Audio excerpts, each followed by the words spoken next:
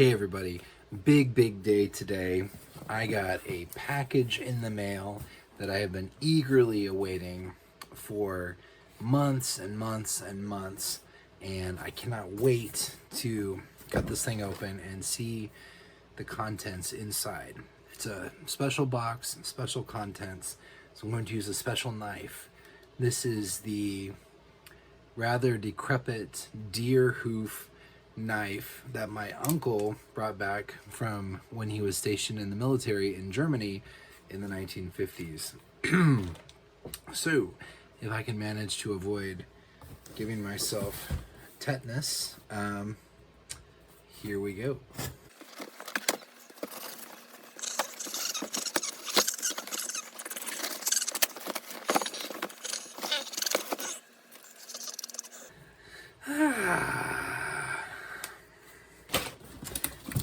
Well, you got to be smarter than the box, and in this case I was not, but brute strength won out. I don't believe I will be using this box for anything else anytime soon. Anyway, inside, paper, more paper. Whoa. And the parcel of great value. All right. Oh my.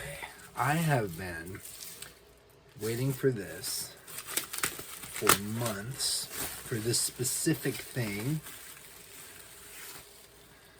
Oh my. There it is. The brand new PS Publishing edition of Different Seasons, illustrated by the one and only Eli John. And if you missed my interview from about 6 months ago with Eli, where he talks about the process of being selected, being approved by King, and then setting about to illustrate 4 different stories, I will include the link to that video in the description for this video. It's a very wide-ranging interview. It's feature length. It's over 82 minutes long, but it does cover a lot of stuff. And if you are interested in how one becomes selected to illustrate a high-profile Stephen King limited edition, that interview may be of some interest to you.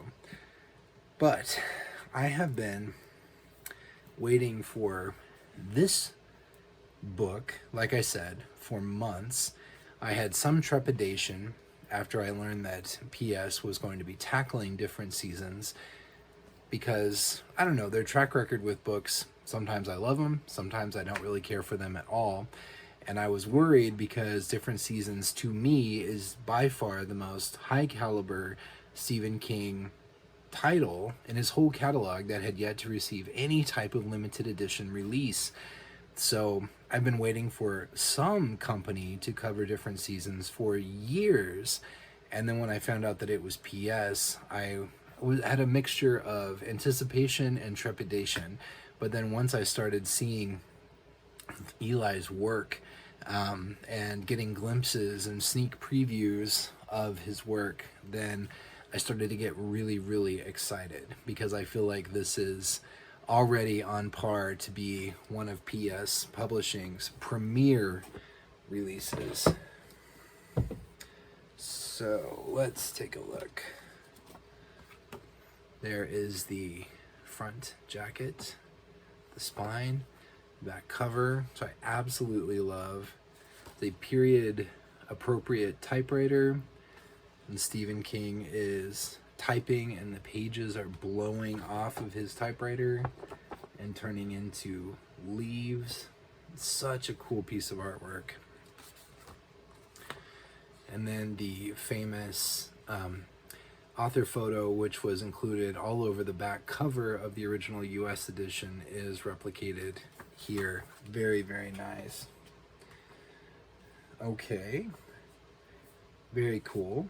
So with Needful Things, which was, I think, the last PS limited, the slipcase, the dust jacket, and the actual book itself all had the exact same artwork. I'm pleased to say that in this case, with different seasons, that is not so. So the book, the boards of the book, are illustrated to match the dust jacket, but the slipcase has its own unique artwork. Inside the front cover, illustrated end papers. I mean, if you like illustration, PS Publishing really can't be beat. They, let's see, just for point of comparison, they are a little unique in that the trim size is a bit smaller. So whereas companies like Cemetery Dance try to go big or go home, and their editions are usually oversized, PS is more aligned with the original Doubleday Stephen King titles from back in the 70s. A little bit smaller trim size, and that, I've heard, is something that some people complain about because it just, so the oversized books just feel grander, and PS by comparison feels less so because of its more diminutive trim size. But it does not mean that they are not high quality books. There's the signature page with Eli's signature right there. Copy 447. Eli had to sign 1,000 pieces of paper. He had to sign his name on 1,000 pieces of paper. It looks like, unlike some PS releases, this one does not include a Stephen King facsimile signature, which is perfectly fine. In fact, it's almost preferable. I don't really mind it if there's a facsimile signature, but you know, it's obviously not the real deal, so I'd almost prefer that it just not be there at all. And in this case, it is not. So we dig right in. There are the four main stories: Rita Hayworth and Shawshank Redemption, Apt Pupil, The Body, The Breathing Method, and an afterword. And the afterword is the original afterword from 1982, which is really interesting. And in the afterword, Stephen King talks about when the novellas in the collection actually came to be. Here's the text from the afterword where he talks about this. Each one of these longish stories was written immediately after completing a novel. It's as if I've always finished the big job with just enough gas left in the tank to blow off one good-sized novella. The Body, the oldest story here, was written direct after Salem's Lot. Apt Pupil was written in a 2-week period following the completion of The Shining. And following Apt Pupil, I wrote nothing for 3 months. I was pooped. Rita Hayworth and Shawshank Redemption was written after finishing The Dead Zone and The Breathing Method, the most recently written of these stories, immediately following Firestarter. So if you get the standalone versions of those stories, you could shelve them chronologically by when they were originally written, if not when they were originally published, which of course was in different seasons, by referring to that text right there. So the book comes in at grand total of 538 pages, so it is a significant, but it doesn't seem too egregiously huge or heavy or bulky. Still a fairly slim volume. All of the artwork I see is rendered in color, which is fantastic news. And like the PS edition of Dead Zone from a few years ago, which I also just find to be a beautiful edition, the artwork is printed directly into the page block. So there's page 345, and then this 2-page artwork spread, and then page 348. So the artwork is not tipped in. I understand that tipped in artwork can sometimes be printed on higher quality paper. There's a reason to do that, to really make the artwork stand out, but it's also kind of a nice touch that I don't mind in the slightest to have it printed directly into the page block itself. So I've seen several of these pieces, but several of them are new to me as well. Oh, look at that. Very, very cool.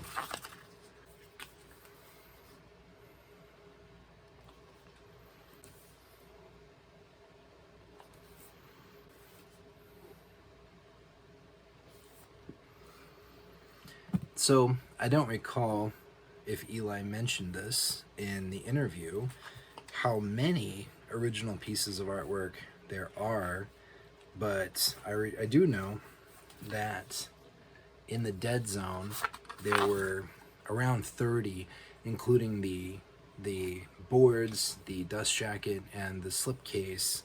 Just an incredible amount of original artwork in these books. Dead Zone, I think, looks like at first glance that it might have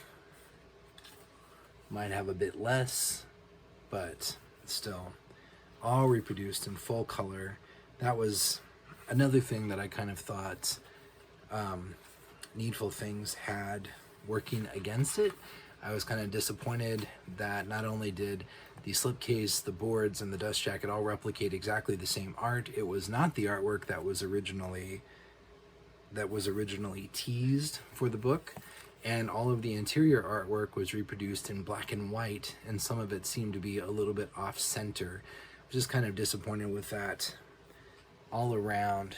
But I mean, honestly, respectfully, Needful Things is not in the same caliber a work as Different Seasons. So that was another thing that kind of made me nervous about Different Seasons. Was I feel like it's very, very important, needs to be handled very, very carefully and respectfully, and I'm really happy with how this has turned out because it looks absolutely beautiful. There's a reading ribbon contained in the binding, which, I don't know, I'm not necessarily a huge fan of reading ribbons, but it is kind of a nice classy touch. Bright blue ribbon, which matches the overall color scheme of the book. But man, that is, what a beautiful piece of work. 4 different stories, each with a similar style, but also a kind of a unique touch for each story. And having talked to Eli back in May, having heard how much research he went through, how much painstaking effort he went to make the artwork very, very specific and unique to the details of the story, just really whet my appetite to see this thing in person, and it does not disappoint. And let me see if I can find it.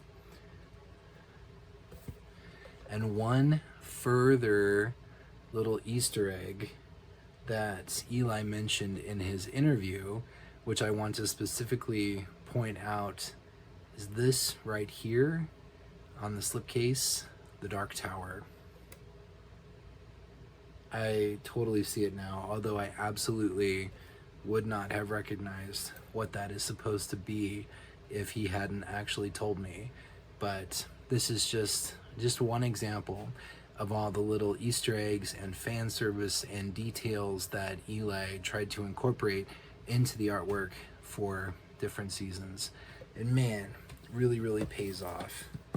I am very, very excited to finally, I mean, we got a signed limited edition of Sleeping Beauties, for God's sake, and nobody had touched Different Seasons. So I'm very, very excited to finally have a limited of Different Seasons in hand.